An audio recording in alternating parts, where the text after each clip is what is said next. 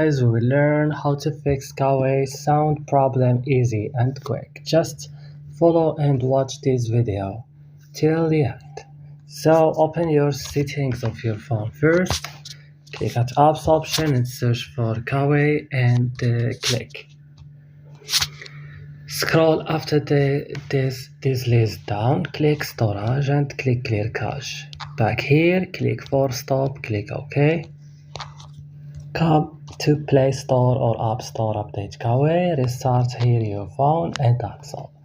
Don't forget to like and subscribe, and see you in another video.